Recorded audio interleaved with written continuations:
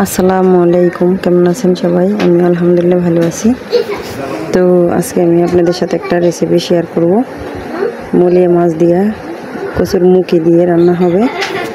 তো আমার ভিডিওটা দেখেন, ভালো লাগবে, কারণ প্রথম আমি এই রেসিপিটা দেখেছি এবং খেয়েছি। তো সবাই কম বেশি জানেন আমি বাড়িতে বেড়াতে আসছি, তো যেখানে রান্না দেখি আমি রেসিপিটা করি আপনাদের সাথে শেয়ার করার জন্য।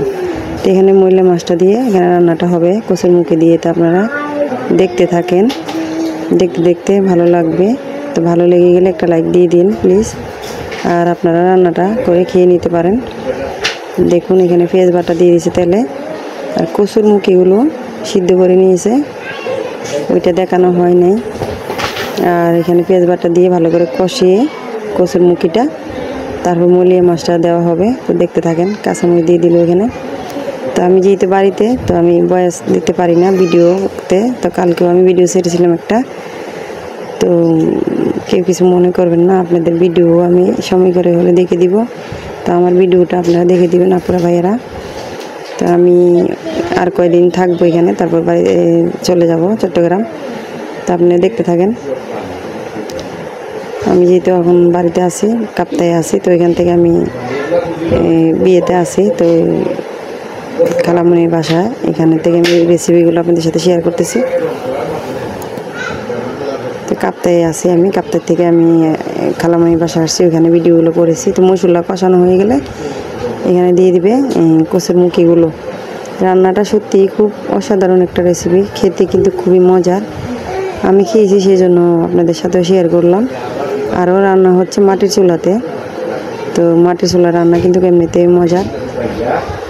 তো এখানে কষে আসলে এখন দিয়ে দিবে কচুর মুখিগুলো, একটু বড় সাইজের কচুর মুখি, সেজন্য একটু সিদ্ধ করে নিয়েছে আগে থেকেই। মশলাটা কষানো হলে মুখিগুলো ঢেলে দিচ্ছে, তারপরে কচুর মুখিগুলো এখানে দিয়ে দিচ্ছে।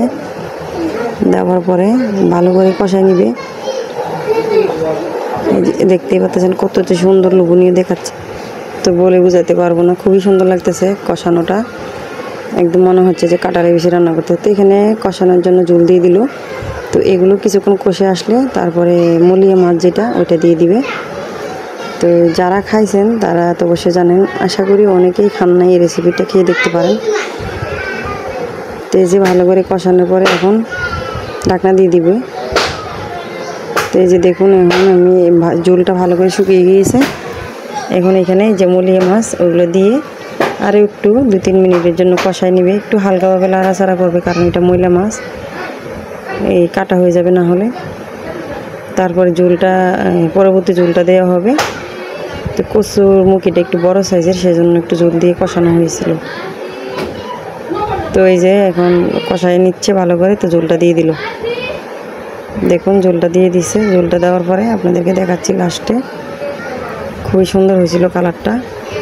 তো এতক্ষণ যারা ভিডিওতে আছেন তারা লাইকটা দিতে ভুলে গেলে প্লিজ একটা লাইক দিয়ে দিবেন ভিডিওতে। তো এই যে রান্না শেষ, কত যে সুন্দর হয়েছে আপনাদেরকে দেখায়, মাখা মাখা হয়ে গেছে। তো সবাই ভালো থাকবেন, সুস্থ থাকবেন, আর কি বলবো। আল্লাহ হাফেজ।